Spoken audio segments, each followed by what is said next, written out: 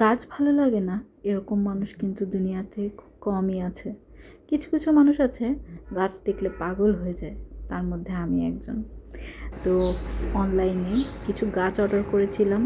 তো যখন পার্সেলটা খুলছিলাম তখন ভাবলাম একটা ভিডিও করি আপনাদের সাথে শেয়ার করার জন্য। তো হ্যালো, আসসালামু আলাইকুম everyone, I am Mahmuda Khan Keya and welcome back to our channel Keya's home garment. এই পটটার কথা মনে আছে, যেটা আমি অ্যাক্রিলিক মার্কার দিয়ে পেইন্ট করেছিলাম? হ্যাঁ, সেটার মধ্যেই কিন্তু আমি একটা গাছ, ছোট্ট একটা গাছ বসিয়ে দিয়েছি। তো আজকে অনেকগুলো গাছ আনপ্যাকিং করব। চলুন দেখা যাক কী কী গাছ কিনেছি। তো এই বক্সে পার্সেলটা এসেছে। এটা আমি অর্ডার দিয়েছিলাম প্রায় 2 সপ্তাহ আগে, কিন্তু আমাকে অনেক দেরি করে ডেলিভারিটা দেয়। তো আজকে এটা ওপেন করব। প্যাকিংয়ের আইডিয়াটা কিন্তু দারুণ। ছোট 2টা কাপের ভেতরে ওয়ান টাইম যে গ্লাসগুলো আছে সেটার ভেতরে দিয়েছে। ওই গাছটার নাম ছিল হচ্ছে রুবি নেকলেস। আমার কাছে বড় একটা গাছ ছিল রুবি নেকলেসের, কিন্তু গাছটা মরে যাওয়ার কারণে আমি আবার আরেকটা চারা অর্ডার দিয়েছি।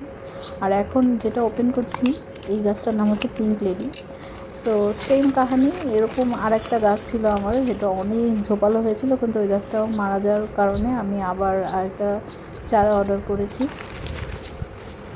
ঈদ ভ্যাকেশনে গিয়েছিলাম, তখন আমার বেশ কিছু গাছ মারা গেছে। আর যদিও আমি অনেক ট্রাই করেছি যাতে গাছে প্রত্যেক দিন কেউ না কেউ পানি দেয় বা ওগুলো একটু টেক কেয়ার করে, বাট আসলে হয় নাই।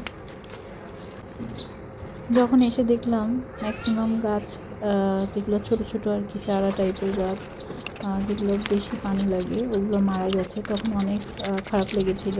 তার মধ্যে আমার এনজয় পোথাস গাছটাও ছিল, রুবি নেকলেস ছিল, তারপরে এই পিঙ্ক লেডিটা ছিল যেটা দেখালাম প্রথমে।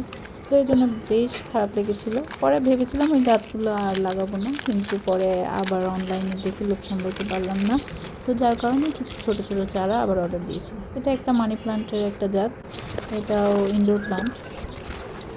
তো এই তো আমার ছোট ছোট গাছের চারা, আমার শপিং।